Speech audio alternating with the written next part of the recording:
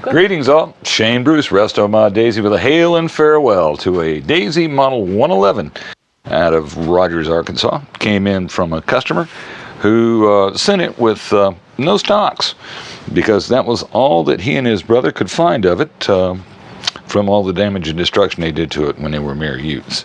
We'll move down here and take a look at some of the damage and destruction because they were pretty keen on keeping these paint flecks. And there's about 3 different colors of paint on this gun in various and sundry spots. It was a bit crushed here on this side of the receiver because they had used an incorrect bolt to tighten up the trigger. It did work, but it squeezed stuff in, and that in turn had to be formed back out. Somewhere along the way, the original rear side assembly was lost, so we fabbed one up that would cover the holes and keep junk out of the receiver so that the plunger could do its job and serve as a serviceable front sight. He did like the full-length wood, so we put full-length wood on it. And we'll take a look here at the top of the receiver as we go down and see more blue paint. Various and sundry forms of rust and patina, but it was important that the original finish on the metal stayed like it was.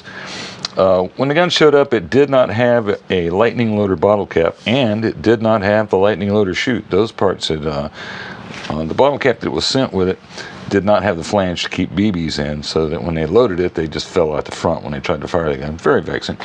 And that was because the lightning loader tube, which is under the forestock here, was missing. That had been lost in the mists of time through some sort of incident or accident.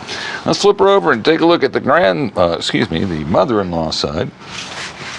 As you can see, the new wood is not flashy, but it's curly.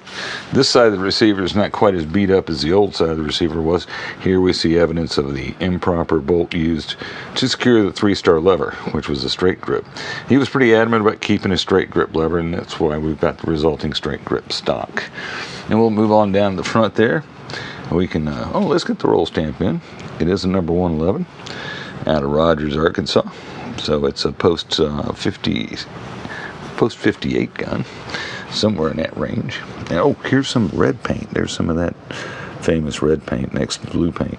I wonder what this gun looked like when it was in their hands before it suffered from the ravages of time. But anyway, now that they're older, they want their gun back. They want it running, and it's running pretty good. By upgrading the mainspring with a Cobalt 327, put an overbore air tube in the air tube slot, and found a lightning loader bottle cap in my inventory, my vast inventory of bottle caps. The gun's running around, an average of 287 as is. Now, if we slap a Model 25 spring-loaded 50-round current production magazine in it, it'll get it up to about 341. So we'll see what he wants to do. He was pretty adamant about the fact that he wanted his 1,000-round BB capacity, so I got a feeling he'll stick with the bottle cap. So that's it. It's a hail and farewell to a Restomod Daisy number 111, heading back to the owner here pretty soon. That's all we've got for you today, kids. This is Shane Bruce with Restomod Daisy, signing off.